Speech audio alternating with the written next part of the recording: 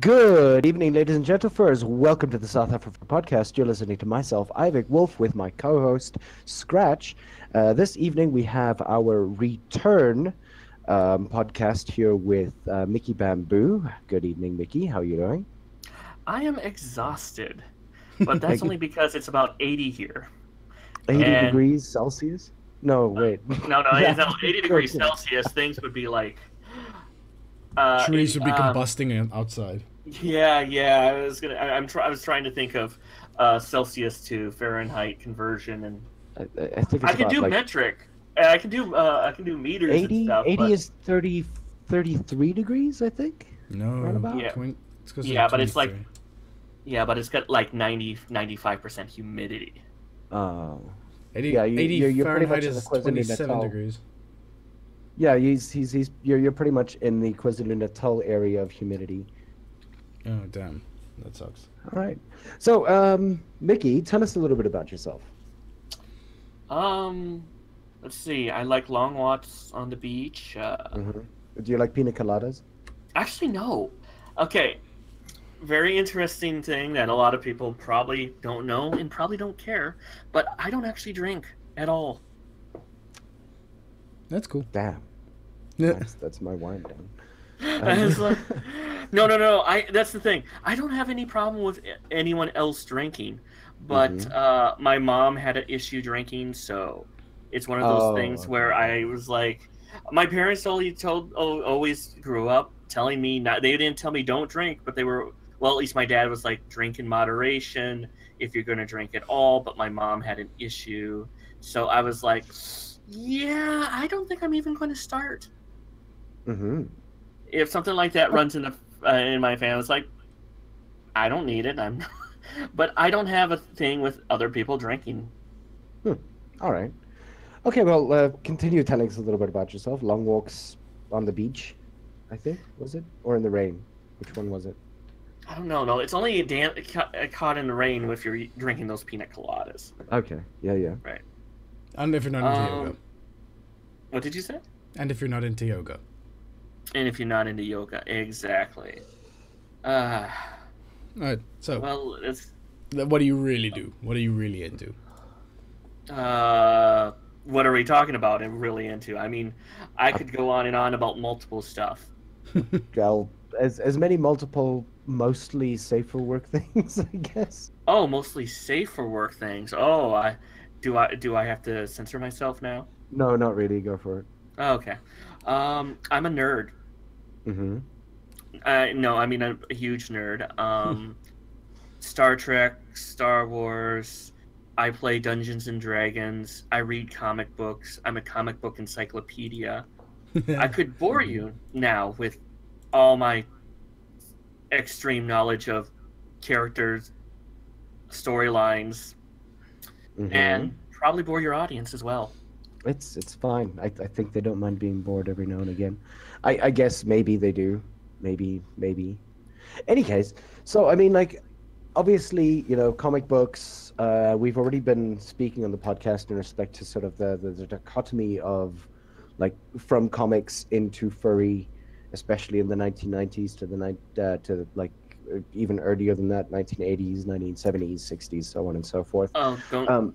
No, don't get me started on the 90s comics, but continue. But I mean, like, how did you actually get into, like, the furry fandom? How many years was it? Like, how long have you been in the fandom? What drew you to it? Okay, let us see. Trying to go back.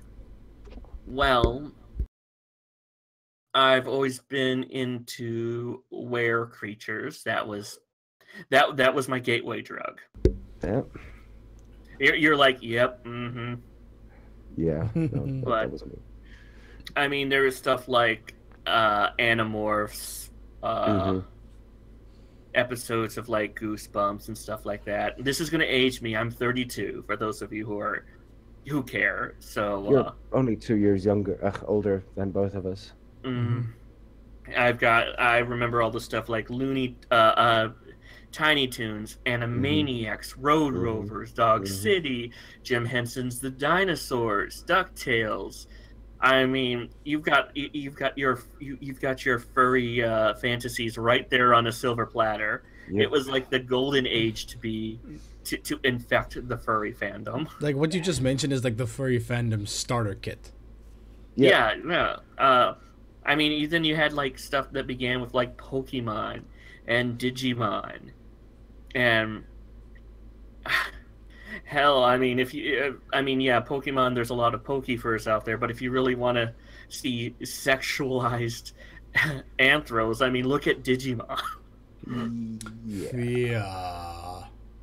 Not gonna go into that one, but No, I like, mean, I'm not even. I understand what you mean. Like some of the later evolutions or whatever they call it, the upgrades are risque. Oh, yeah. Risque for a kids cartoon. Yeah, I mean, it's like. why are they naked? Yeah, they're What? either like naked, or you've got you've got the males like shirtless, showing off like super muscular pecs and everything. And the So females it's always like- have to cleavage or boob windows or whatever. Exactly. I mean, if you wanna sexually confuse a kid, there you go. Yeah.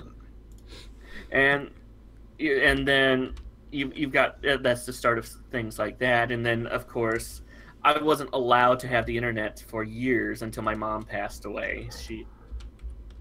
I won't completely get into that, but once that happened, my dad was like, "Okay, new computer, let's get the internet." That weirdly enough reminds me of my contact sports. So yeah, on the internet, I decided to look up werewolves. That was Oh. a bad thing. Did you go into images safe search? I didn't know about Safe Search at the time, but Yeah, who needs safe search? but at the time, you really didn't have like this one whole like, come here for werewolves, or come here for so and so. You had something called web rings. Mhm. And with those web rings, you could get anything from just nice, safe for work werewolf stuff, and then it would transfer you to something much more risque. Mhm. Stuff like you'd get to the classic transfer site, Yeah. which was Well, where yeah, fair enough. which is where you got a lot of the transformation stuff. There is a 2017 book that is a film even that is very interesting that I've literally just found by searching for werewolves online, called Werewolves of the Third Reich. Oh, joy. Oh God, Are we there are they again? zombie werewolves? Half werewolf, half Nazi. Total terror. Oh my God. Now the question is, what's the worst half? I don't know yet. I know. No, I that- know. Yeah, I like ideology. Oh, Ideology is chosen to a large degree. You Ah, can change your ideology. okay. You can't change the fact that you're a werewolf. So we're talk- calling werewolfism a pre-existing condition. Yes, of or course. Nazism, not necessarily sure which. Nazism is not a pre-existing condition. In Germany, at the height of World War II, a ragtag group of American soldiers discovered Dr. Mengel's a diabolical plot to create an unstoppable army of Nazi werewolves. Now This here's sounds the like question. Iron Sky 3. Yeah. Yeah. Go.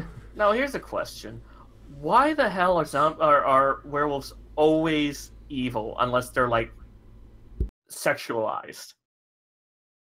Or they're rehabilitated into something better. Yeah, I mean seriously, think. Unless you're in like something like Twilight, werewolves are always like the bad guy. I don't know. Something about like the feral, uncontrollable.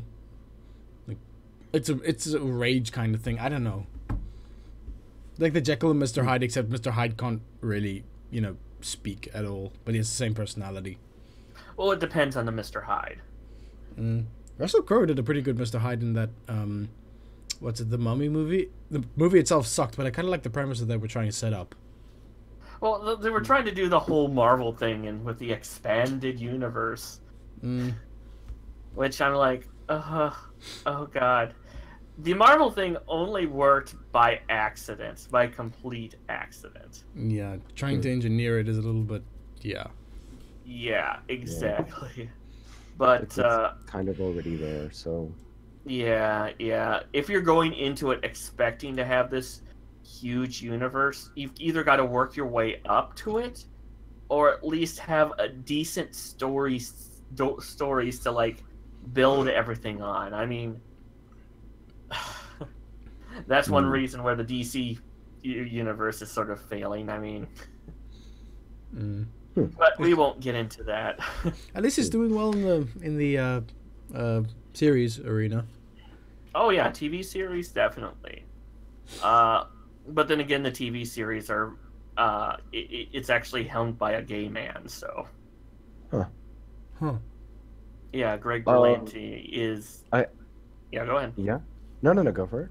No, yeah, Greg Berlanti, who helms the TV, usually the CW or Arrowverse, is actually a gay man, and he made sure to include as much gay content in the CW shows as he possibly can. That's hilarious. So a little bit more about you. We have to go back to me now, huh? Yeah, you still haven't necessarily told us when you joined the fandom. You've told us what brought you to the fandom, but you never actually told us when. Now, are we discussing what joining the fandom is? Are we talking about being just a fan, or are we talking about actually being a contributing member? Both. Yes. Start off with when did the term furry click? Oh, there was stuff like VCL back then after transfer. It's like, what is this? Interesting. People like this stuff. Mm-hmm. Huh. Okay, why not? And honestly, I just lurked for years.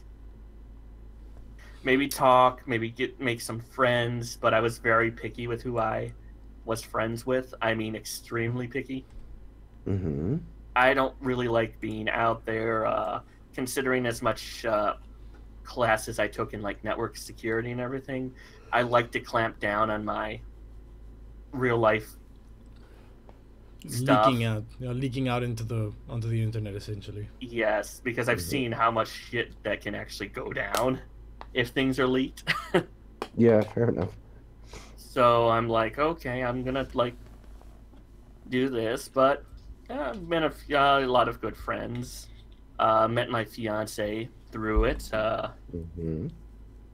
Let's see. Family doesn't know that I'm a furry, but they know I'm bi. And I think I had the least exciting coming out story ever. Told my sister, "Oh, I always figured you were gay." Thanks a lot. I speak for everyone when I say, duh. No. Trust me, it's not. Honestly, I'm not really obvious. I actually had a few girlfriends. Okay. No, I'm just. I was just referencing a really bad TV show. Yeah, I know. And when I told my father, his first response was, "Oh, you have a boyfriend? Does he have a job?" That was his first response. Well, at least he knows what the priorities are. It's like, do you have to take care of him? No, then good. Yeah, that's pretty much. It was like, really? And I was like, oh, he's. And then I said, yeah, my fiance is a professor. Well, my now fiance is a professor. He said, oh, good. So then, what's he doing with you? Wow. Oh. Yeah. I get no respect. Same. As I said, imagine you like tugging at a random like collar and things like that, and like looking off into the Rodney Dangerfield world. Exactly. As I said, it was like least exciting coming out story. There was like no like celebration. Oh, there was no like, you are not my son. It was like, okay, whatever. What's on tonight? Yeah, thankfully that's sort of going the way of the dinosaur. People are like, it can sort of take you by surprise, but it's not. That melodrama is getting less and less, or at least what I'm hearing from it. Yeah. But at the same time, it's like, that is not the response you expect. Yeah, no, that's very true. It's like you at least don't expect fanfare, but you know, I don't know. It's like a little bit of excitement would be nice. Yeah. Either excitement or like is like some response, but my family's actually very we love each other. We're very family centered, but at the same time, we do not say we love you. We don't hug. Oh yeah, one of those. So, yeah. Yeah. Whoops. I don't know. It's like, why do you have to say it? I mean, you know we love you. I was like, why do you? It's always implied, like Mother's Day, Father's Day, those kind of things are just like formalities. Oh yeah. It's like, oh no, we do appreciate each other. We do. We really do support each other as a family, but at the same time, it's like, yeah, we're very close, but we don't show it. Yeah, like I love you, Dad. You okay for money? Yeah, pretty much. He was like, yeah, my dad will just like, you need anything? He's like, yeah. My dad was the only one who helped us move. Well, helped me move in with my fiance, even though he has a bad back. He bought the trailer to help us move. He drove the trailer for 8 hours. So. Oh damn. Yeah, and then this last summer, my dad decided to move in with my sister because my dad was, as I said, my family doesn't really show emotion, but my dad was really depressed after I moved out. Oh. And after my sister moved out, and he likes people, so he decided to move in with my sister and her 3 children, and she'll always tell you she has 3 children. Well, I mean, at least she acknowledges all 3 children. Oh yes, she acknowledges all 3 children, and my sister makes sure they go out and do all the things that they need to do, and but at the same time, she also watches comic book movies and plays D&D with us. So Nice. And yeah, and I can also blame my father for like comic books and stuff because he's the one who got me into all that. Well, I mean, Scratch, you pretty much have a very similar story to that with your parents constantly sort of feeding your addiction to Calvin and Hobbes. Yeah, that's true.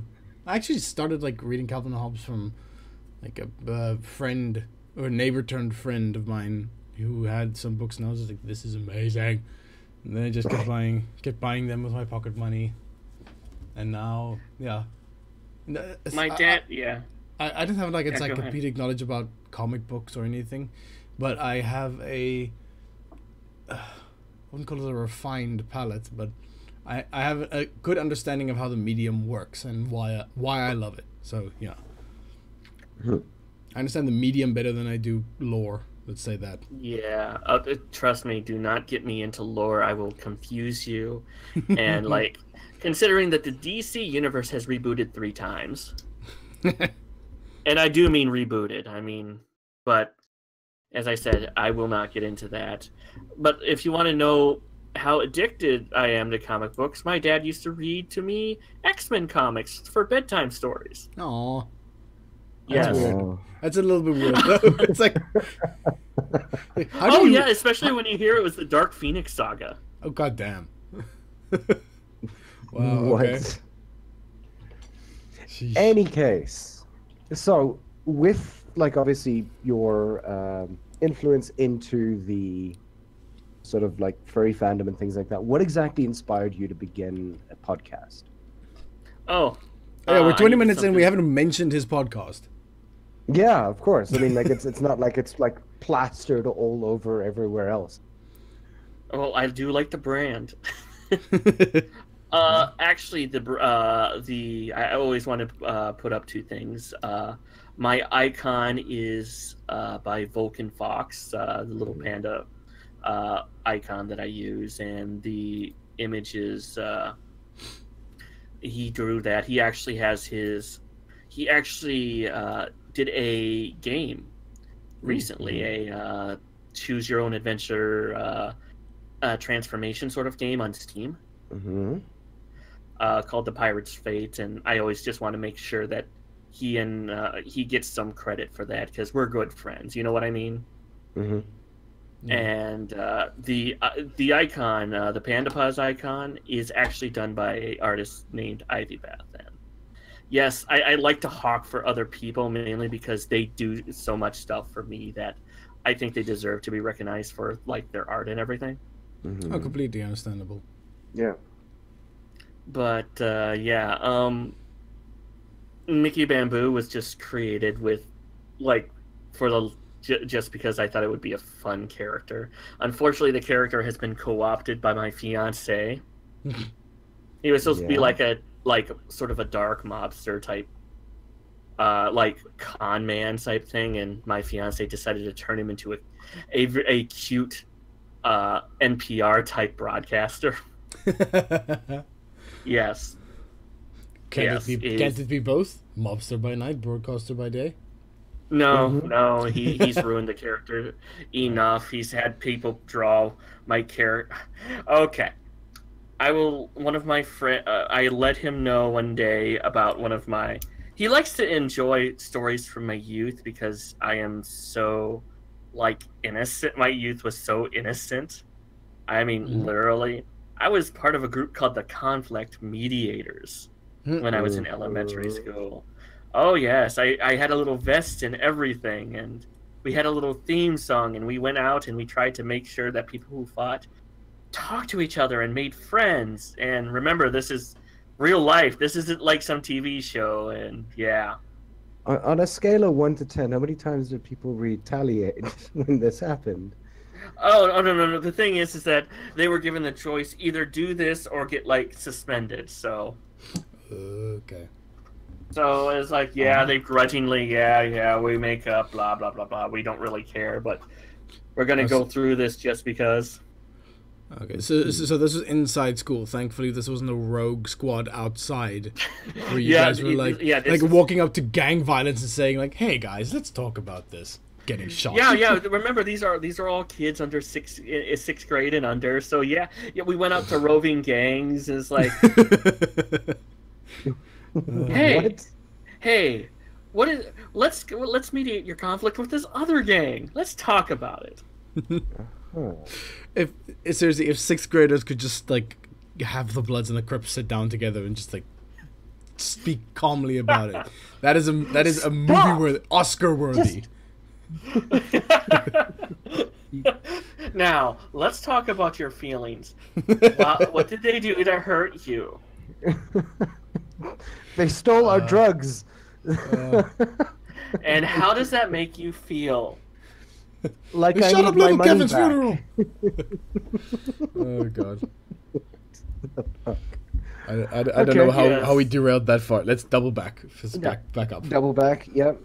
Any case, God. So let's talk more about Panda Pause. What exactly was the general idea behind Panda Pause? Why did you guys decide to start? Or I say you guys, but why did you start the sort of premise of it?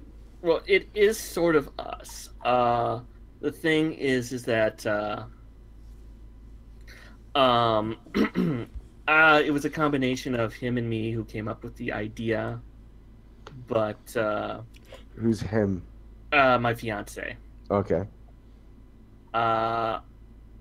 We came up with the idea sort of together, but he likes to take credit as my producer. So I actually, if you actually look at all the audio files, I actually have him as a producer for my for all the audio stuff. And but it's one of those things. I just moved in with him, and we didn't really have much going on. I was looking for a job. That was before I decided to go and get back into school a few years later because I could not find a job in this area. Also, before we do that, I just have to post this wonderful picture that my fiance commissioned so that you can see exactly how much he loves to destroy the idea of my character as a con man. Hmm. Take a look real quick. Is it safe for work? No. Oh, it's very no. safe for work. Oh no. Oh no. I'm gonna Yes. take him. Okay, I'm just yeah. Woo. I'm As gonna I post told that you. to Dad. Yeah, you can't recover a con man persona after being drawn like that, can you? Nope. Not at all. Not in the slightest. Nope. Yep, character Why? over. Oh damn. But yes, so he figured that I could do this and maybe try to make a little bit money off of it, like maybe as a Patreon and stuff like that. But I also thought it's very rarely do you see anything about the people behind their personas or who people really are. I mean, if you might have heard of them or see them at cons, you don't really know about like their history or like the person behind the fur, as it were. So I'd like to talk to like artists and writers, anything that's like a furry content creator. I've had a few people that you guys had on before, Kyle Gold, Tempo. I believe I'm trying to think of who else we've had together. We talked about this a little while ago, but just between us. But we were like trying to discuss who we had on the show that the other that Who you guys overlapped? had. Yeah, how much overlap we had. And it was really not as much as we thought. Yeah, I mean, like with, jeez, more than 200 and something episodes between the two of us. Oh yeah. Yeah, like you'd think that there would be some type of overlap. Yeah, Really, it's just sort of Kyle Gold and Tempo.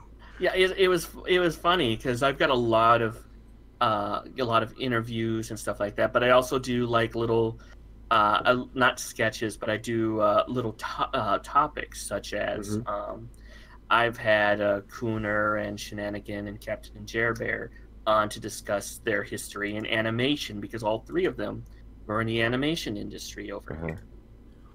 Right. Then I had a discussion. One of my friends is a lawyer, Vulcan Fox, and he's discussed like doing furries and law and like setting up your Patreon, so it's all legal and everything because you can run afoul of stuff. Two of my friends actually worked at Disney World, and they gave some behind the scenes stuff about working with Disney World. Apparently, all the prince and princesses at Disney World have sex with each other.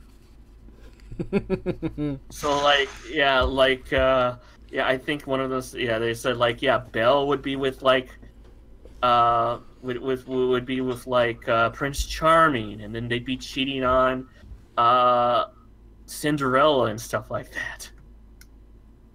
God. Oh, okay.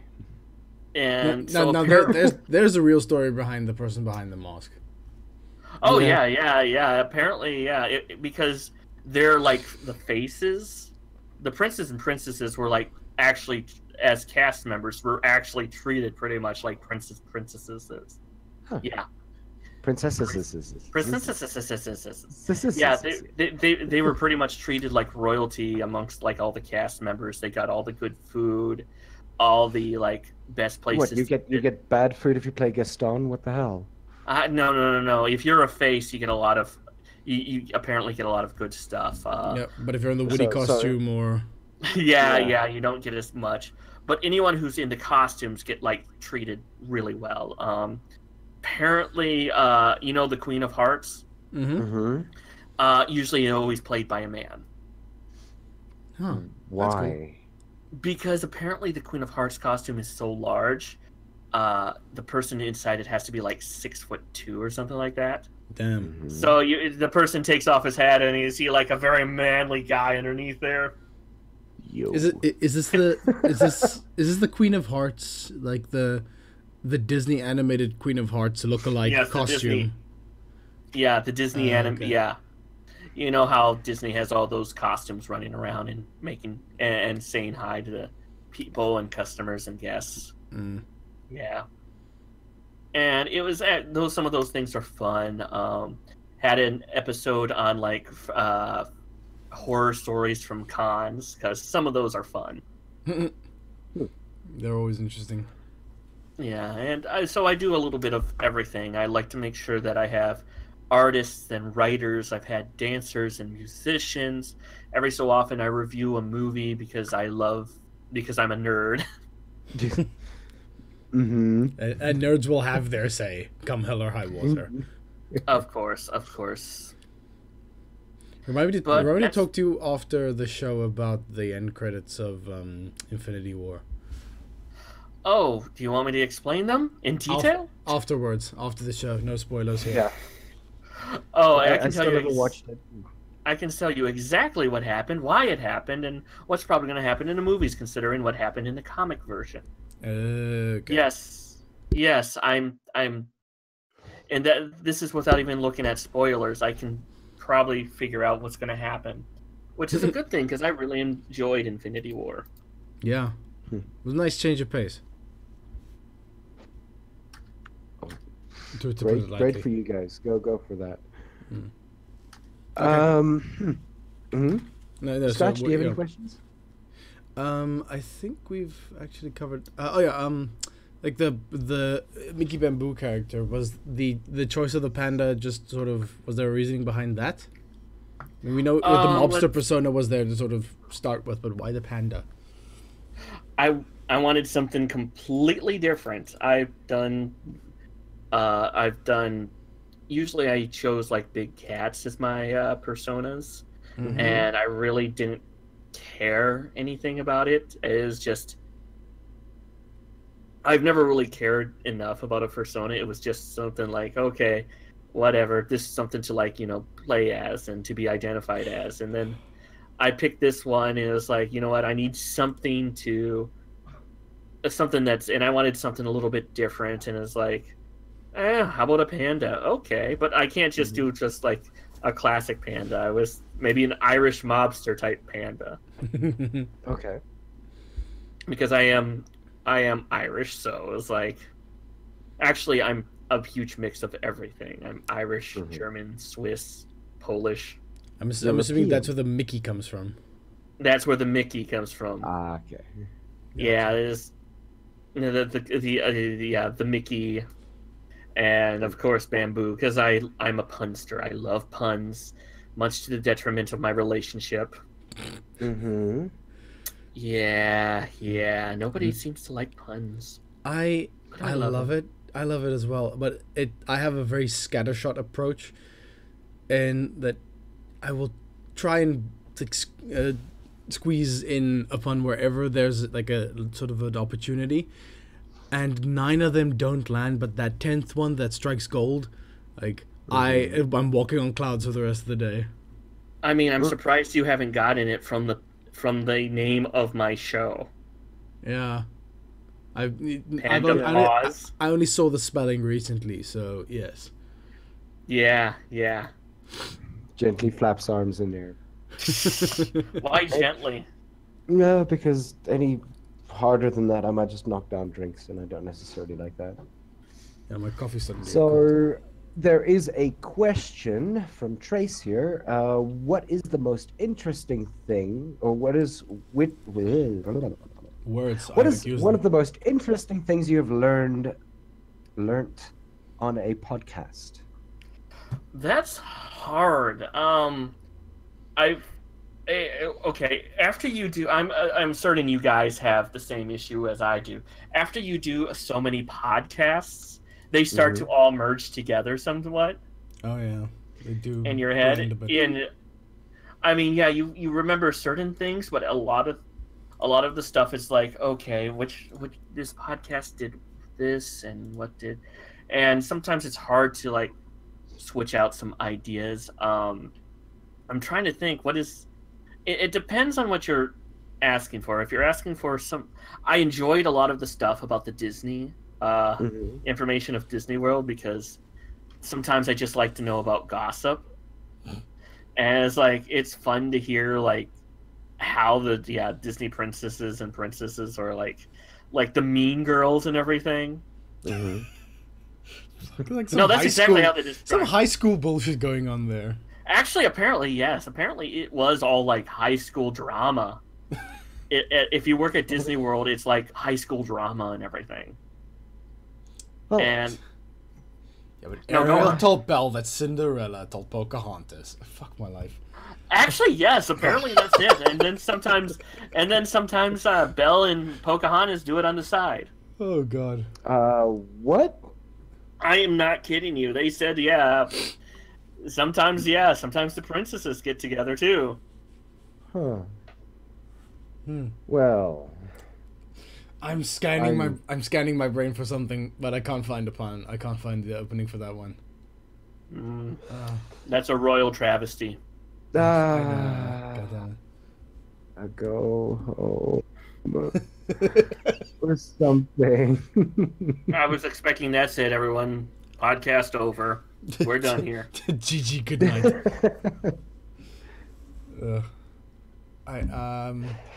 Yeah. So the most interesting thing was the sort of the Disney gossip thing. It's one of them. There's other things. I love. It's as I said, with as many as it is, there's really hard. Honestly, I like hearing the stories from some of the people about their lives outside the furry fandom. I mean, some people work in the gaming industry, or one of the dancers I interviewed actually is a mechanic for a well-known airspace program. So, Interesting. Yeah. Some people maybe, I believe, work on programming, and they do art on the side. It's always nice to see what... Huh? Where do they get the time? Oh, no. The one who I always ask, where do you get the time, is freaking Tempo. Oh, fuck, of course. Yeah, but I mean, like, Tempo just... Oh, weirdly enough, now, speaking of Tempo, I was actually speaking to him about, like, side projects that I wanted to do and everything like that. And he actually just, like, said, you know, if you have half an hour to do something, do it. Literally just that. And I'm kind of sitting here going, like, where do you have that half an hour? That's the other... Do I just sort of, like, it out of, like, thin air and just like, oh, look, here's half an hour. I can do it here. Oh, yes. Let me learn Spanish in this half an hour. Oh, done. Yeah, no hablo. Yay! I don't know. It's all meant with good intentions, but it's all. Oh no, it just comes down to like prioritizing what you want to spend your free time on. Yes, I can understand that. But at the same, no, I can completely understand what he actually means there, and I actually agree. Yeah. It's a very good point. However, when I get home, I'm just dead. I'm dead on my feet. I want to go home. I want to just have a toasted sandwich and go to bed. Have a toast, yeah. Well, exactly. I mean, like, toasted sandwich is like only like 5 minutes of that half an hour. Eating it is another 5 minutes of that half an hour. Then you got another 20 minutes to play with. Yeah, but that 20 minutes is taken up. That 20 minutes is taken up by finishing the YouTube video I started watching when I started eating. Oh yeah, just you just want to sometimes just turn your brain off and just. Oh, very much so. Maybe turning your brain off is writing something. It's the cardinal sin, actually. What, turning your brain off? Yes. Oh, damn. If you want to get shit done, you need to have an engaged brain, like all the time, never stop. I never only quitting. realized that Well, why is it only the cardinal sin? What about the raven sin or the crow sin? I mean, why do cardinals have all the sins? You fucking serious right now? No. Don't engage him, Ivik. He will, I mean, he will drag you down to. There are some crow sins on, like eating shit. Now we get down to the ostrich sins. Whew. That's when shit goes down. Big eggs, man. Big eggs. Exactly. Drumsticks you could beat a man to death with.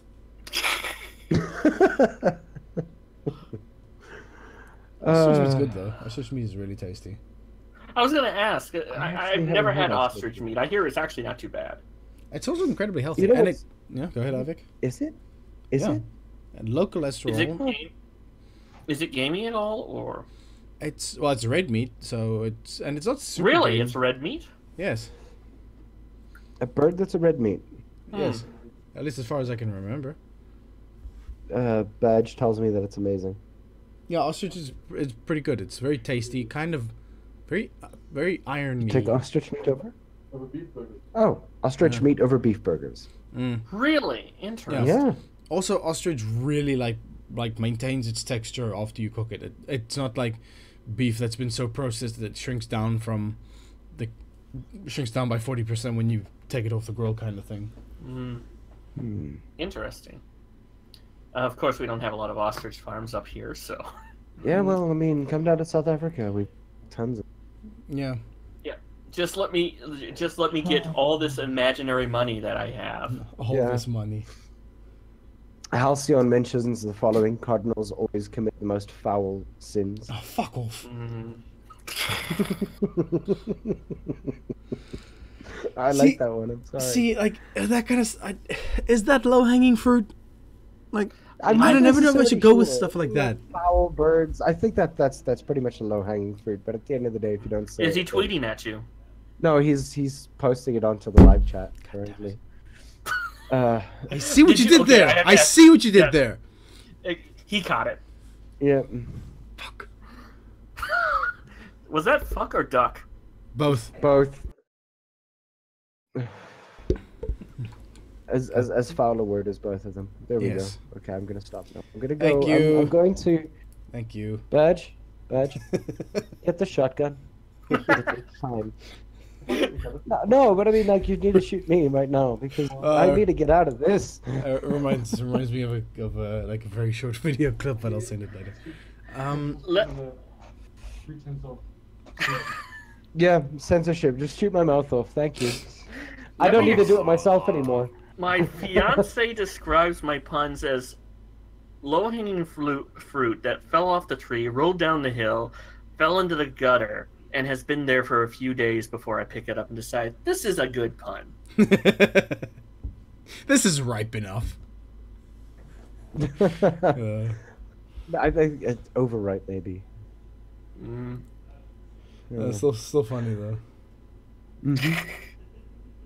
Like you have to take those opportunities for sure. Yeah, exactly. No, I mean, like the thing is that a podcast isn't a podcast without at least one pun. I mean, like at the end of the day, our podcast is literally based off the pun itself. It's the Pawdcast, so yay. I mean, you've got Panda Pause, we've got Pawdcast. I mean, the con itself, the con itself is south-afrifur, like, woo, oh my god. In fact, you said it sounds. Yeah, go ahead. No. Speaking of south-afrifur, I remember that like somebody mentioned what kind of con we have here, and they actually said that the name of the convention was so cringy that they didn't want to go anymore. And I'm kind of sitting here going like, that's the point. I believe you told me it was better than South. What was it? Africa. South Africa. Yeah, it's a lot better than that, honestly. No, for sure. Like days. South Africa or whatever. It doesn't bloody matter. And I mean, like the thing is that everybody wants the term fur, especially when it comes to South Africa. Like so it's literally just in the name. You just gotta work it a little bit. Yeah. Gotta make it fashion. Yeah, but so I mean, like with your podcast and everything, like your general focus when it comes to like having people on, what exactly sort of draws you to particular groups of people? Stories. I mean, I like their art, like maybe their story, their writing. Or sometimes maybe I don't even know them, and that other people suggest them and tell me that they have a story that's worth telling, or. And I mean, you never even know. You don't know a lot of these people. You might, as I said, you might meet them like at a con or something, but you might not know what they've gone through or what they struggle to go through. Or sometimes you want to do important stuff. I mean, maybe they'll bring up something that happens in their country or something that they really are. They really want to let people know. Okay. I mean, and like like that should sort of be the point of most podcasts, isn't it? Like getting people on so that other people can get to know who these people are. Like, I mean, if they have something that they're doing, something that's interesting, for instance, it's something that really needs to be sort of the main sort of point of a podcast, like creating the platform for them so that they can just like go off and do what they want to do, right? Yeah, and some people might be a little shy at first, and others just instantly take to it. And then there's others who are shy at first and then decide, I really like this and want to come back for more and do more of this stuff. Yeah. No, for sure. I mean, it's It's good to use that as a platform for people to sort of, even if it's reluctantly at first, but to just get their message out and use the soapbox you're giving them. And I discussed, like, how did they come by their craft or their talent, or did they go to school? Is this self-taught? Is this something that they've worked for, or did it just come by easy to them? The little hint, most people, it really didn't come by easy for them. A lot of them really worked hard for how far they've come. Especially artsy folks. People just like, you see artists doing these amazing things, or you watch them live stream or whatever, and you're like, that looks so good. Like, I'll never be that good. Meanwhile, you're seeing the highlight reel, and you don't see all the behind the scenes stuff that's going on where they... Yeah, all the sketches, all the pulling out hair. It started from stick figures and then eventually learned anatomy, practiced anatomy, day in, day out. That's my problem with like the whole social media, Facebook culture. It's just like people cherry pick what they want to show the world, but then everyone gets depressed because their life isn't this magical, everything's awesome 24/7 buffet that they're being like bombarded with. Or it's like, oh, you drew that in an hour. That must not be worth much. It's like, oh fuck yeah. Oh, if only they knew the over 3 to 4 years of time that it took them to get to the point where they could draw something in an hour. Yeah. Yes, or and draw it well. I mean, or how many times they redrew that one circle because it's like, it's not working.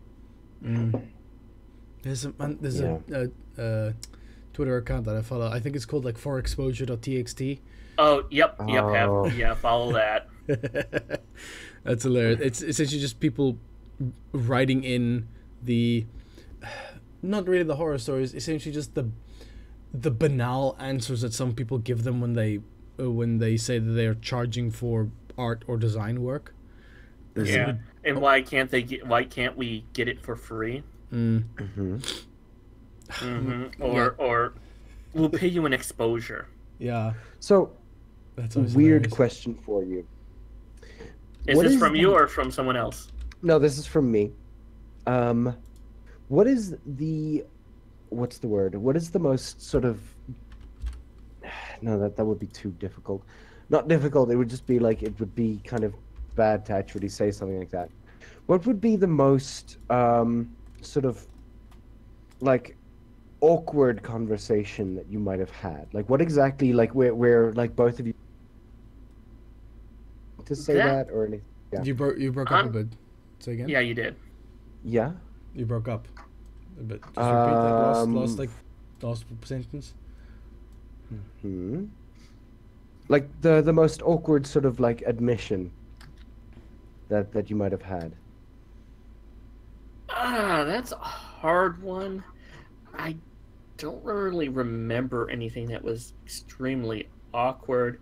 At least anything that I would be comfortable in telling wasn't told in private. Yeah.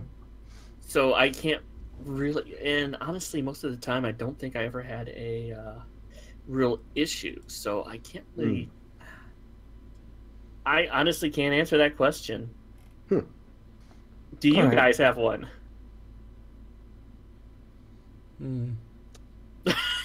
Yeah, definitely yes. However, you'll have to listen to the entirety of our podcast to find it. Yeah. Oh wow! Well, start sifting. Thank you so much. Well, I guess I'll have to stop the podcast now. I mean, I've got so much to go through. Yeah. So much I mean, work. it's anything for the views. Oh, don't worry. I'll turn on invisibility so that No, but that would just be mean. And Well, I mean, you're not a mean person. We know this by now. You're a really nice, no, wonderful person to be around. the con artist character slowly continues to die. Oh, shit. Destroying all sense of, like... Like, all semblance of his False previous, yeah. Yeah. All semblance of false bravado. Yeah. In one foul swoop. Done. Okay.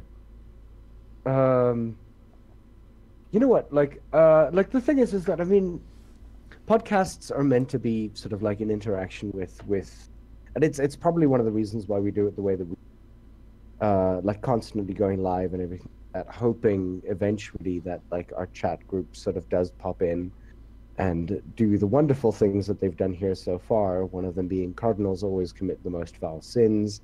The worse a pun is, the better it is. Universal rule of pun making, says Galahad, or don't let Ivic spread his wings with this pun making attempt, that being on birds. Yeah, this could be awkward. Yeah, it could be very awkward. But I mean, like the thing is that like, do you ever feel that you would have been sort of better off if there was sort of like an interaction with your crowd, I guess? Or do you let the crowd sort of speak afterwards and then go like, hey, maybe you should do this? What is the weirdest comment that you've had so far? Let's ask that one. Are we talking about my writing or the podcast itself? I'm talking about like what people have commented on some of your work. What is the weirdest comment? I'm trying to remember. Sometimes I have to delete stuff, and I think a few times I've had someone ask if one of my guests was single. Interesting. Oh yay! Are they single? Yes.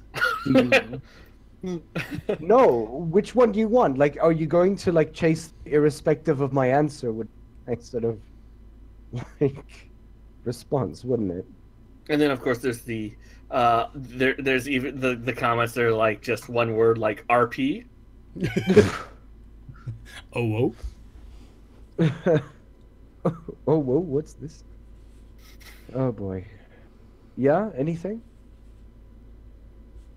Yeah, as I said, sometimes I have to delete comments because it's like, yeah, nah.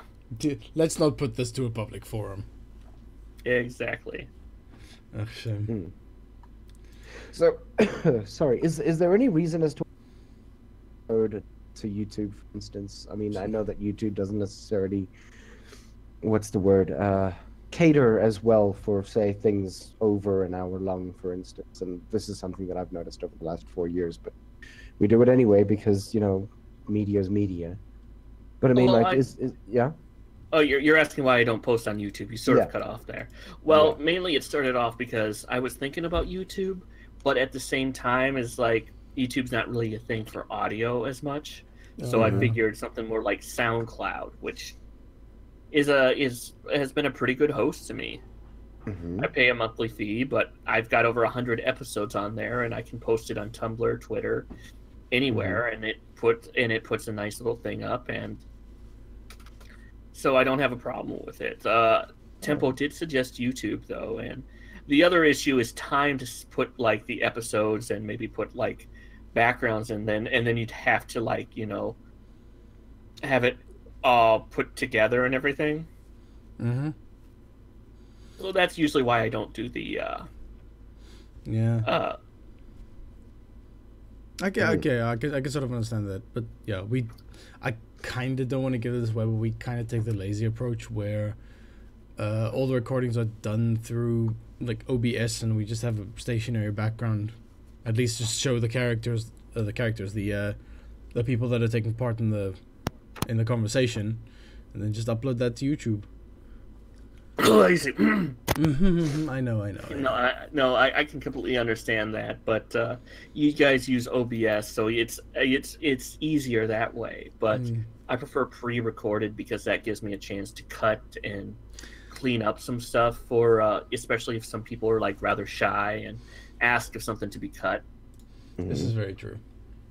This gives my guests more control, I guess, over what they might say, because they might think about it as like, there's something in there that I really just don't want known, or what if I mentioned someone I really shouldn't have, and yeah, no, that's perfectly fair. I mean, sometimes you do just need to go back and not edit, but just fix up a few things, especially dead space and dead air. That's usually one of the things that it's good to not have that, but it sucks to have to go into your podcast and then change that if that has happened. Yeah, I mean, I think one of the things about like a podcast is you can control that perspective of whether people are giving you dead air or not. It's kind of nice, honestly, to be able to just like let people go, irrespective of whether somebody really wanted to say something.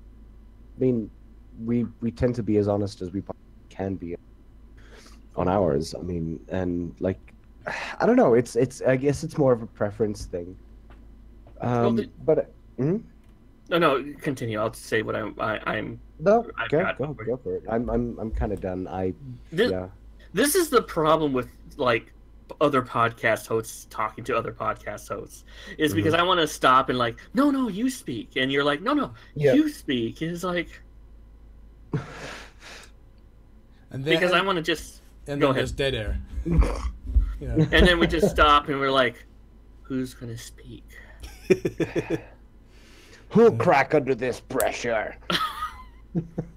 we're like it's almost like playing chicken with politeness. Yeah. It's like that you step to the left on the sidewalk, the other person steps with you, back and forth. Exactly. It's like, well, I mean, like, unless you're in South Africa, where it's kind of wow. Like the bus station here in Cape Town, like, holy crap. People will almost literally throw you under a bus just to get past you. Oh, speaking of which, South Africa, drive on the right side or left side of the road? Left side. Okay, so you follow international law. Yeah. Okay. Just like, pounds versus kilograms. I was about to bring up the metric versus imperial discussion, but but the only thing about the metric versus imperial is most of the time in school they teach you, at least in college, they teach you they do almost exclusively in like metric. Because the vast majority of your books belong to the international audience and not the American one. For college, yes. For anything below, it's all like American, and we won't get into that. Is this a sleeping dog I want to let lie? Oh no, it isn't. Go. I studied engineering. It's like numbers and units and stuff like that make sense to me, but the imperial system makes zero bloody sense. It's an arbitrary roller coaster of bullshit as to how many units of what is in what. Like converting from inches to miles. Like there's 12 inches in a foot. There's 3 feet in a yard, and there's like what, 1,800 and something yards in a mile. No, 2,000 feet in a mile. This is 2,000 feet in a mile. Exactly. At the end of the day, your fields, your American football fields, are generally like done in feet, like you've got 10 feet, etc., etc., etc. But like if you had to convert that to meters, you kind of sit there going like, where the hell are you guys running? Like, is the end zone at the end of 100 meters? Like in it.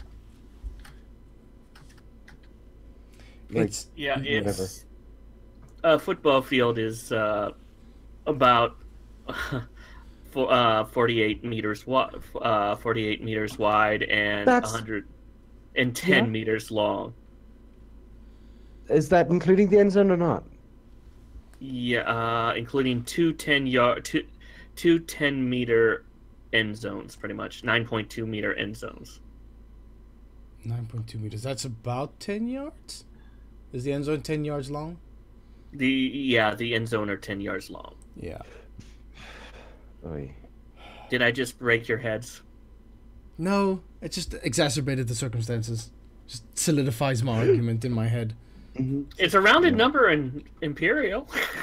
Yes, it's a rounded number in Imperial, and that's all fine and well, but don't mix them. That's how you get Mars rovers destroyed. Very true. Actually, yes, you're right. Yes. It's a well-known fact that NASA fucked that up. Because some people are taught the metric and some people are taught the... They sent through there's- they sent through a thrust calculation instruction in I don't know what the unit was exactly, but it was the calculation was done in the metric system, but the units sent through were the Imperial version of that unit, so it didn't have enough thrust of it. Yeah, it didn't have enough thrust to properly land on the surface, and it just crashed into the Martian atmosphere. It burnt up. It was destroyed on impact. Sorry. That's why a lot of colleges are trying to teach exclusively in like metric, Which is fine by me. It's fine by my standards. Yeah, it's perfectly fine. It all makes sense. It's 2v1, by the way, if you do metric is all about tens. Yes. Instead of And honestly, I agree. It makes so much more Arbitrary. sense. instead of arbitrary numbers, yes. Everything in its order, everything in its place. Don't go crazy now. Just chill. Sit down. Okay, I'm calm. Are you okay? I'm good. I'm calm. I'm good. So, I mean, like, jobs outside of the furry fandom, what exactly beyond what you're doing currently? Oh, you're talking about what I do outside the furry fandom? Yeah. Oh, I'm going back in school. I'm 32, but I decided to go back in school for telecommunications. Okay. Any All right. particular reason as to why? I'm actually hoping to get a job at NPR. Nice. NPR. Yes. National National Public Radio. Yes. Oh, of course. Huh. That's something that I've constantly played around with, but then again, there's absolutely no reason as to why I want to be there, except for possibly Radio 702. That would be the only reason. I like talking to people, and so... And finding out things about interesting people. Yeah, Yeah. I like finding out things about interesting people. I can be as much as I have my own political ideologies that I mean, obviously we've talked about some of those earlier, and we're very close in ideologies ourselves, but something like NPR, you have to like put those aside in order to just talk to people. And I mean, that's that. Like, it all depends on what kind of NPR. Yeah. Person here in South Africa, for instance, called Eusebius McKaiser, who is unapologetic about the kind of standpoint that he has, and weirdly enough, our radio actually allows it to sort of manifest itself in the way that he speaks. He takes on politicians, he takes on LLs to from his own particular perspective, and the thing is that he's literally paid to do that, which is great. And I mean, I think that NPR, or at least anything like that, should allow that kind of viewpoint, because it's extremely important that the viewpoint does get across, and irrespective of who you're selling for, which is my only other issue about like national public radios, anything like that, is that you're constantly being sponsored by a particular group of people. And irrespective of your dislike of who and might be, well, with NPR, you're not sponsored by anybody. I mean, there's grants and stuff like that, and maybe they do sponsor a little bit, but it's not. They don't really take political leanings right or left. I mean,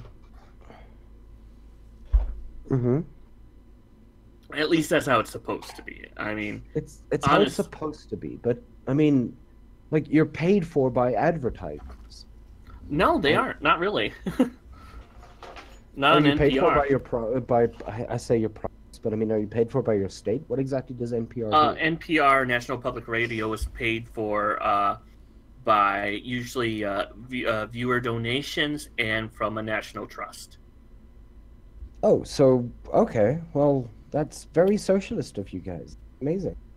Yes, yes, it is. And of course, the government wants to cancel it. Mm-hmm. Lol. Okay. Where is this era's Mr. Rogers? Exactly. Maybe we're talking here. Maybe we're talking. No. Okay, are you I am not going to be the furry Mr. Rogers. Oh, please, you be the furry Mr. Rogers. Hey, everybody. Can't we just get along? Will you Let be me my neighbor? take off my headphones. Wait. Yeah, exactly. Let me take off my... A wonderful day in the neighborhood. A wonderful day in the neighborhood. Oh. Why If does you it ask that sound so question- sad when you say it like that? Because I can't sing. I have no... yeah, that would be the death right there. I can't sing. I mean, I'd start singing and everyone would be like, okay, pack up. We're going home. I'm deaf. I'm deaf, yeah. But Huh. yeah, no, I am not doing that. Oh, hey, there's Mr. Bear.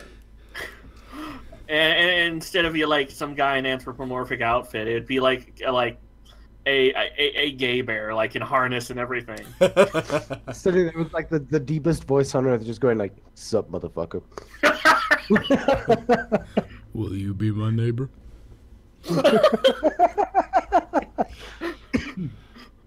No, my word. Oh goodness me. Okay. Like, Wait, I need to breathe. Just For some Are reason, you okay? I'm trying to imagine Mr. Rogers' neighborhood, but it's like an average South African neighborhood. It's like the house is just like walled off on all sides, like barbed wire fencing everywhere. It's like, will you be my neighbor? No. Honestly, the more you look at Mr. Rogers, the more of a great guy he is. I know, right? You know who else is actually a really good guy? Mm-hmm. Vincent Price. Oh, you're right. Really? Oh yeah, he had a gay daughter, Mm-hmm. and I believe he might have been bisexual himself. Mm-hmm. He was very anti-racist. He hated racism. I can't remember, but there was a little article recently I saw on Vincent Price, and he was very, very, especially for the time, he was very progressive. Interesting. There's pretty much only one thing that I dislike about Vincent Price. What? It's the fact that he didn't want to do the intro to what's the word? Iron Maiden's Number of the Beast. All right. He actually said that like Iron Maiden wasn't able to pay them or pay him enough money to be able to do that intro. So they found somebody who sounded a lot like him to go and do it. Oh. His loss, I believe. Yeah, I actually agree, mostly because I mean Number of the Beast became like an absolute hit in 1980s, 90s, 20s, 2010s. It couldn't have become a hit in 4 decades. It has been a hit for 4 decades. Also, It's held Vincent up that Price- long. I'm sorry. go Vincent ahead. Price was had a number of cookbooks too. What did he cook? Everything. And he had a group of cookbooks he offered with his second wife, and so you've got Mary and Vincent's Treasury of Cookery. What? Huh. I'm not kidding you. He also co-hosted a cooking show at one time. No, I mean, he serious? played Egghead in the Batman television series. Yeah, am I breaking your idea of Vincent Price? I'm No, looking but at... then again, this picture of Egghead is literally breaking my idea of Vincent as well. No, I'm looking at a picture of Vincent Price menacingly standing with a knife over what looks like a ham hock, with one of those like sharpening things on like off to the side. This is the most like backwards representation of what I know this guy to be. Mm-hmm. Like, just look at this. Look at the photo there. Okay. Well, Yeah. Oh, okay. Well, yeah, because think about it. It is amazing that someone who is known for that horror and everything is actually supposedly just a really nice guy. He was okay. He was one of those people who was in on the joke. Yeah. Fair point. Yeah, Including Egghead, by the way. Oh yes, one of the weirder Batman villains. The '60s was horrible for comics. it sounds That was like really. Oh, okay. I will give you a reason why it was horrible. Mm-hmm. Quilt Man. Okay. Okay. No, you're gonna love this. There was this book in America called "The Seduction of the Innocent." Mm-hmm. It was written by a man who said comics were the reason for all of the ills of society, all of the denigration of today's youth. It was because comic books, specifically like horror and crime comics, and even better, Batman and Robin were gay, and Wonder Woman was gay. And I feel like I've heard this story before. Oh, it gets better. The Batman and Robin are gay. You could, with some of the stuff that happened in the books, you could almost that's.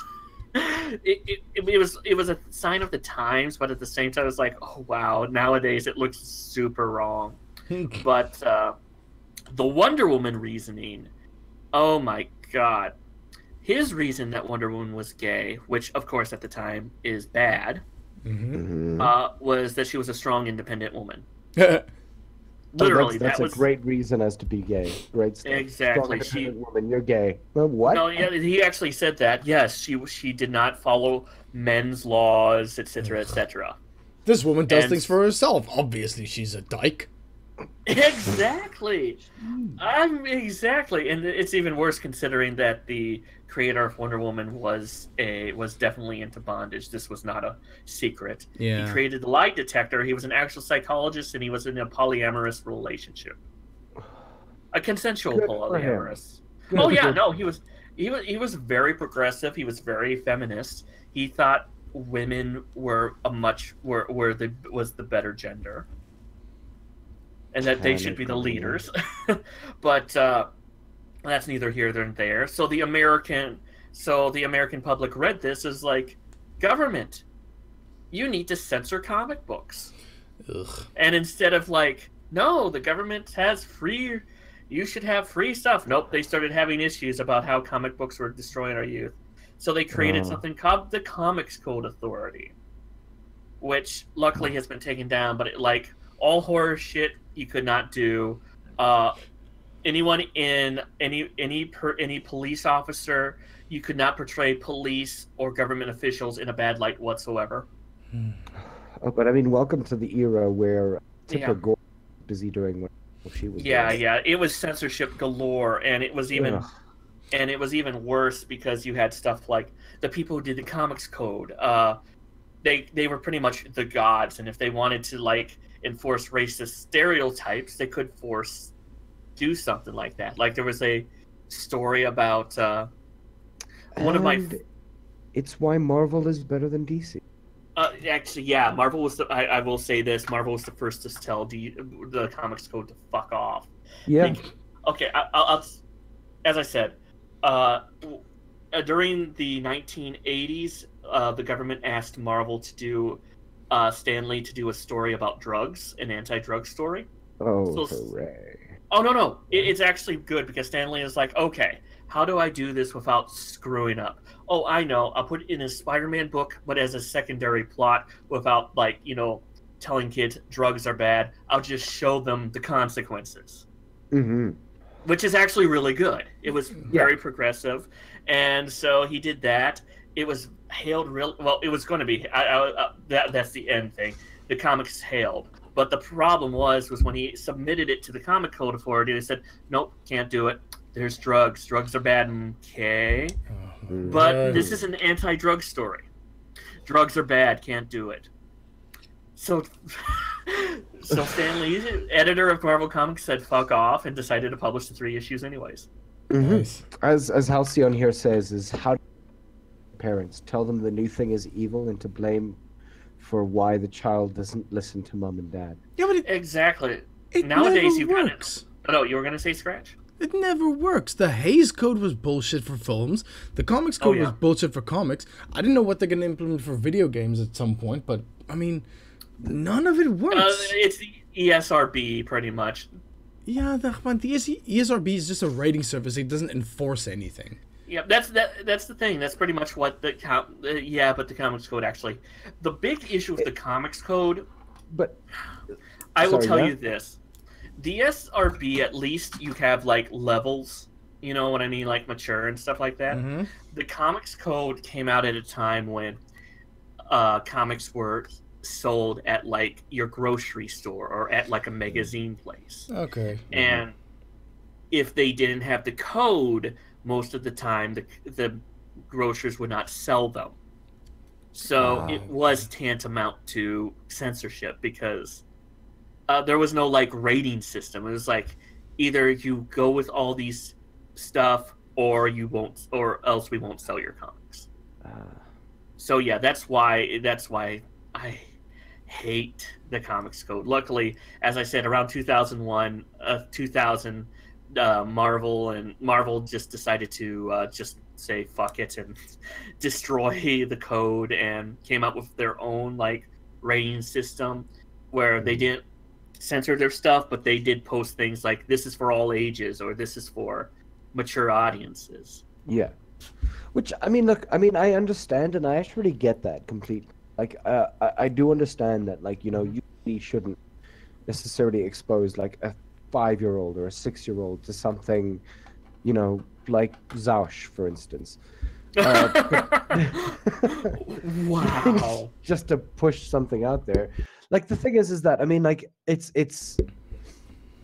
just not necessarily something that you want to be able to deal with as a parent. I mean, if somebody asks, like, what is that?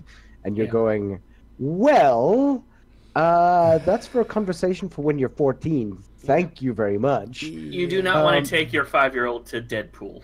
No, you don't. And yet some people have, and then have complained about the fact that there was no code to it. And you sit there going, like, but the code was there. It was rated R. What the hell does R mean to you? R means that all ages with the R in it? What? I'm not sure what the ratings are in South Africa, so... they're exactly the same, honestly. They're very, very, very similar to... It's like 18 plus with NSLV. I mean, for instance, like a place like ETC, for instance, is an over 21s club. Whereas, obviously, our drinking laws are at 18, which is perfectly fine. But I mean... wow, right. You're at 21. We're at 21 here, so... Yeah, we're at 18. So, I mean, like, the thing is that, like, the only problem, say, with South Africa is the fact that, like, you can drive, drink, and go to war at the age of 18. And get access to porn. All at the same time. You're gonna sit there going, like, I wouldn't mind being able to drive and be able to... age of 16, because that sounds like a great idea. Because 16 to 18, then I'm not drinking while I'm doing it, at least not legally, which is great. That's perfect. Well, hey, at that time you can drink and drive to the porn store. And yet, at the age of 18, you're allowed to go to war. You're not allowed to drink. Yeah. To save yourself from the kind of horror that you really experience. PTSD, fun for everybody. I mean, it's absolutely fine. That's great. Like, absolutely fine. Let's just, you know, relinquish the idea of actually being able to handle something through another vice. Great stuff. Wonderful. Yeah. Wow, we've gotten way off topic here. Yeah. Topic schmopic. But you are the topic anyway, and you are contributing. So that's great. Yeah, we haven't run out of material yet. As I said, you mentioned stuff about comics, and I won't just tell you about like who died, who came back. I'll tell you about the history and as to why they died and came back. Oh, I'll tell you. Oh, as I said, one of the Comics Code. I'm sorry, I hate the Comics Code. It's one of those things. The more that I learned about it, because I wrote an article on it, the more I learned about it, the worse I hated it. Like, there was this amazing story in the 1955, right after the Comics Code came out, about a astronaut sent from the United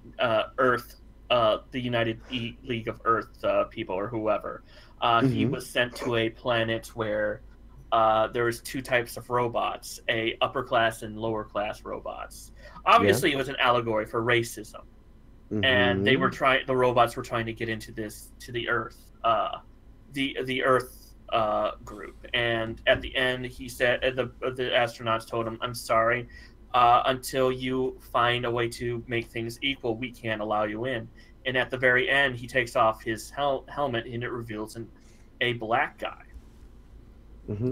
And at the time, it was like mind-blowing, because this is the 1950s. And this isn't like some 1950s African American caricature. Yeah. You know, I'm not even going to put it I'm not even going to say how bad some of the caricatures of black people were looked at in the comic world. This ain't your Jim Crow stereotype. Oh no. This was a very well drawn black man, but the person who was heading the code said, "No, we can't do that." Why not? He's a black guy. Who would believe that? Wow. Who would believe that? Okay. Yeah, and it's like, did you not read the story?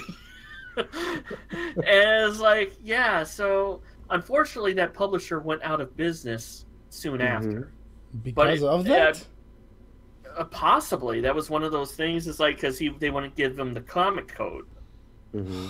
So yeah, as I said, the Comic Code Authority, I really hate it. I mean, as I said, the more I learned about it, the more crap of. I mean, yeah. I mean, I can understand trying to protect kids from like super adult stuff, but if you're, yeah, but at what point does that stop being a government institution's responsibility and just being the parents' responsibility? Yeah, that's the other issue. And this wasn't even like a government, because the CCA was created by comic publishers, but it was its own private system. So it's not like the publishers were like able to control it. They gave it to a separate like foundation, the Comics Code Authority, so that it would be fair. Yeah, that didn't work out well. And I can imagine. Yeah. Oh, and a side note, it turns out years later that all the like stats and stuff in the Seduction of the Innocent were either faked or highly unlikely to, inconclusive and stuff like that. So yeah, there's that. Yeah, good to know there are people out there who are still trying to undermine new media. Oh yeah. So yeah, but it does go to show that this whole video games are bad is nothing new. It's always been like that. Oh yeah, it's always been like that. Phones are going to destroy books. Oh yeah, books are going to be books in general. They're going to destroy youth because of they're going to give our girls ideas. Heaven forbid a woman can think for herself. Oh no! Heaven forbid a woman can be strong and independent without being a lesbian. How dare they? I know. I mean, anyone who's strong and female, I mean, good luck. Not going to be able to. Yeah, good luck in your lesbian lifestyle from here on out. Yeah, I mean, Halcyon mentions the following, like, game, Steam, Origin can simply pull games and developments they don't approve of with gradual strictness over content creation, or by simply controlling a popular brand of development as a suggestion to scratches to what can they do for video games, obviously. Oh, I mean, like, that's horrifying. Like the idea that, like, on some sort of random perspective, yeah, no, that's not good. We're gonna. Well, you heard about what German does with video games, right? Yeah. German censors their video games to like super extreme stuff. Like all the Wolfenstein games, anything Nazi related is like taken out. All the bad guys are like robots.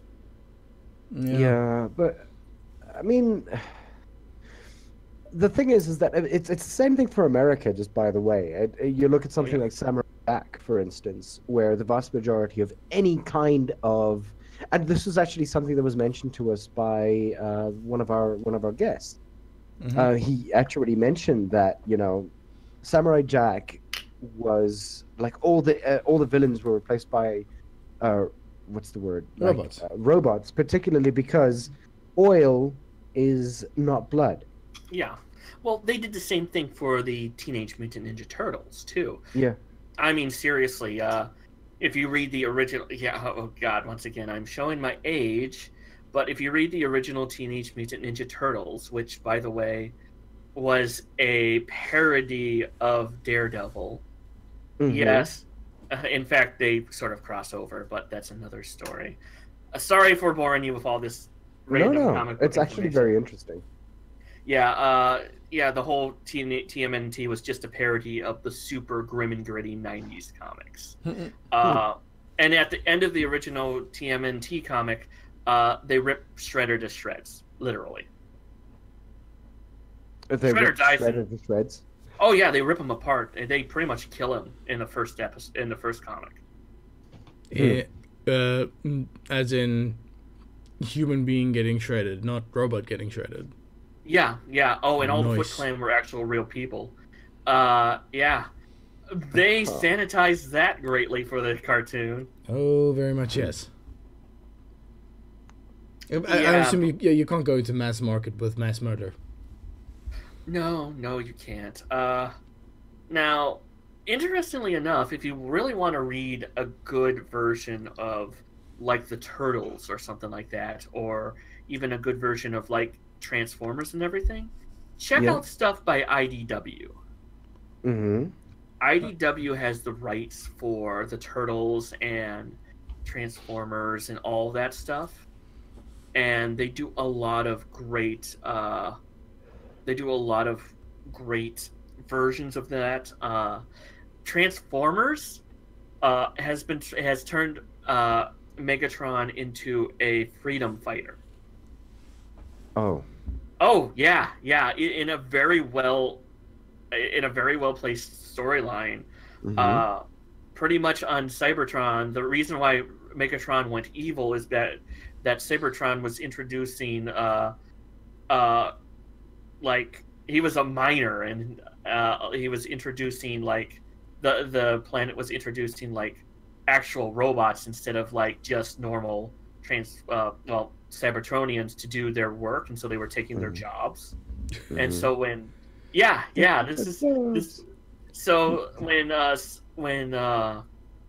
when Megatron spoke out about it, they decided to throw him in jail and then lose him in jail so that he could be used to fight in a gladiatorial ring for the upper crust. Wow. For the super rich. Sure. So yeah. That's interesting. Oh yeah. So Megatron rebelled and created the Decepticons straight up in order to take out the ruling class, who was pretty much forcing people to kill each other for their pleasure. This somehow reminds me of the more interesting story of like there's a League character called Garen, who's supposed to be like the sort of ruler of what they call Demacia, and he's sort of the next in line for kingship and everything like that. But the thing is that like his newest skin literally shows him off as like a despot of absolute sort of like power and everything like that. He's like they call him God King, and you kind of sit there going like, the fuck. His lines are so off kilter to what you would expect his active character to be, that you kind of realize that this idea of fighting for the ideal of the absolute good may not necessarily always be the best thing that you can be doing. Oh yeah, there's that. It's the paladin. Yeah. It comes across as extremely despotic, the way that he like talks and everything. But I mean, like that beyond that. I mean, we have come to around about an hour and a half into podcast. If we do want to talk further, more than welcome to. I'm going to leave that out there. What do you guys want to do? Up to you. I don't Perfect. care. I'm perfectly fine to continue for a bit. Mm-hmm. I mean, yeah, if we can find a proper sort of stopping point, then by all means, let's see if we can wrap this up. But yeah. I mean, like, onto comic book characters, actually. Let's go there. I mean, for maybe the next 15 or so minutes. Okay. When it comes to, and again, you've got a vast knowledge, and I kind of want to dig into that for a little bit. What was the most progressive character that has been created by either Marvel or DC? Or either? It's very hard to find a very that wasn't like, sometimes some of these characters are planned out to be progressive, which, I mean, yeah, it's good, but at the same time, if it's like planned just to be like, we're creating this character just to be progressive, sometimes it hurts it a little bit. Mm-hmm. But other times it's planned it's just on the offshoot. Marvel has a lot of progressive characters at this point. Unfortunately, they're taking away some of them because we'll get into it. But Marvel in the past year, they've changed.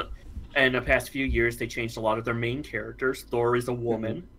Wolverine is actually a Latino, a female Latino. Miss Marvel is a Muslim American. I can tell you at least plenty of LGBT characters in Marvel. DC, there's a lot, but they're not as well known. Batwoman, I'm not saying Batgirl, but Batwoman is LGBT. Very great character. They tried to push a sort of Muslim Green Lantern character after Marvel did their Miss Marvel, but he's sort of not really doing too well. He doesn't have a lot of... He's sort of one of those characters that doesn't have a lot of personality other than being, like, Muslim. It's like... It's the token. But then again, he's sort of token, and I'm like... Ugh, I would have loved to see more done with him, and... but I haven't been reading a lot of his books just because I didn't enjoy the first beginnings of his run. But if you want a really good story, now you got to remember that this takes place in the 1980s. But do you know who Neil Gaiman is? Yes. Yep. Read a series called The Sandman. It's on my to read list. A lot of people have recommended that to me. It's horror, fantasy. There's some superhero things in there, but it is a very great storyline. You got to remember this takes place in the 1980s, so you can't put a lot of today's modern ideas about LGBT stuff. But he actually included gay characters, transgender characters, in fact, in comics in the 80s. As not villains, as good people. Of course, it's not as obviously it's not as like clean as you'd like it to be. The characters aren't as as well thought out as you'd like them to be, but it was still 1980s, and he portrayed these characters in good lights. There's problematic elements, of course. Yeah. But you've got to look at it as a sign of the times as well. So, and no one talked about transgender people in the 1980s, at least in public. Yeah. Unfortunately, I mean, but yeah, there's a lot of good stuff. It was a very progressive comic for its time. It was very adult, nudity, graphic depictions of violence, and it was also very cerebral. There was a lot of great poetic scenes, a lot of great storylines. So yeah, it was a very forward type of comic. Pretty much, it's about the idea of the endless. pretty much a group of 6. Is it 6 characters? Yeah, I think 6 characters who are anthropomorphic embodiments of dream, death, destiny, despair, desire, and delirium. Mm-hmm. The protagonist is pretty much the endless of dreams, also known as Morpheus, the titular Sandman. He's the story starts out with him being trapped by a group of people who want to trap death. And okay, I will say death is one of my 2 favorite deaths in all of media. Death is portrayed in DC as like, imagine a goth, a modern day goth girl. Okay. That is death. She wears an ankh. She has, she wears like a. Here, I'll just show you.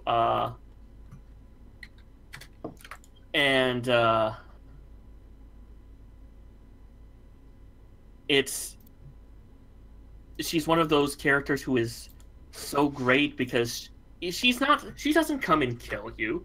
She just comes to collect. Ah. Take You a mean look. like Mice Death.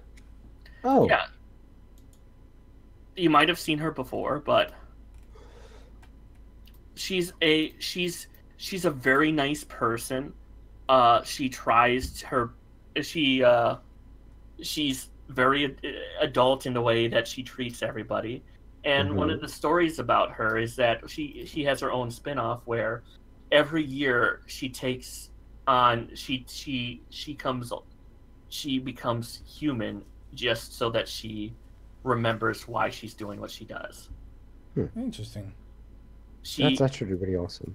Yeah, and she's a great character. She always tries to take nice. She tries to be so nice for the people she takes, and each storyline, sometimes it has everything to do with these characters. Sometimes it has sometimes it deals with ancillary characters or in their adventures, and eventually meeting up with Dream and all this super fantastic fantasy elements pop in. And so yeah, it's a great read. I'd suggest it's won plenty of awards. Okay, we'll definitely have a look at that. And I think we can probably wrap it up. Obviously, there was a point in our program where we allow you to, what's the word? Do what you need to do when it comes to, plug absolutely anything that you want to plug. So go right ahead if you'd like to. I know that you plugged your artist.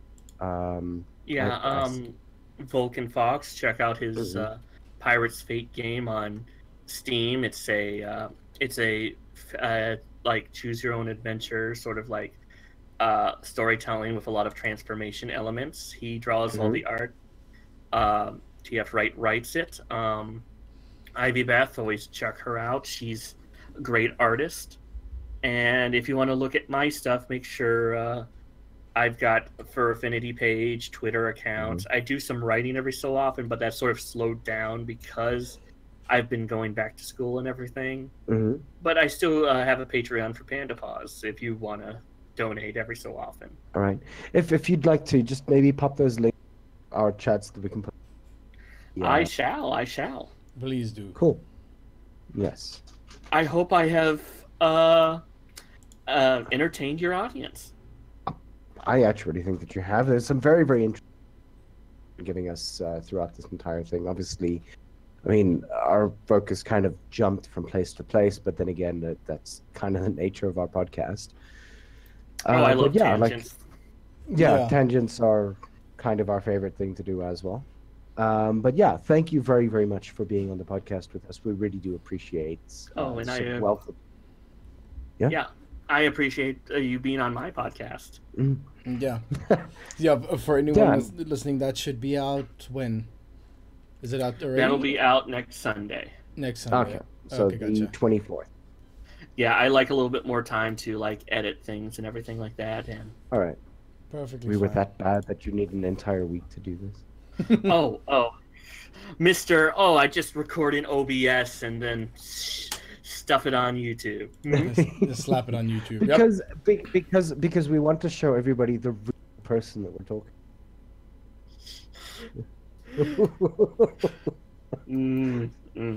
A likely story. No, thank you very much. Thank you. We really do appreciate it. And hopefully we can do. Hopefully we can do this again, is what he said. Yeah, I thought so. It's always interesting. Sometimes people just cut out at. Yeah. But yeah, Right. yeah, like I said, thanks a lot for coming on. And anyone who's still listening, Ivek, will you be doing music after this? Yes, of course. As always, music after this.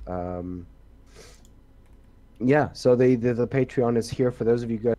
Check that out. Go to patreon.com/Panda Pause. Yeah, that's pause spelled Pause. US. Yeah.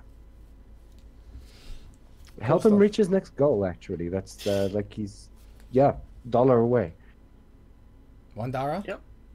$1. I'll see. Yep. I hope to listen to you guys again. Yeah, we hope to definitely do some sort of collaboration in the future. This was great. I think maybe we can actually do something more in depth in respect to something, whichever sort of topic anybody chooses to do, we can actually have a look at that. Okay, no problem. Just All so right. you know where to contact me. But yeah, thanks a lot. We really appreciate it. Okay. All right, cool. See you guys around next time. Cheers, guys. Cheers.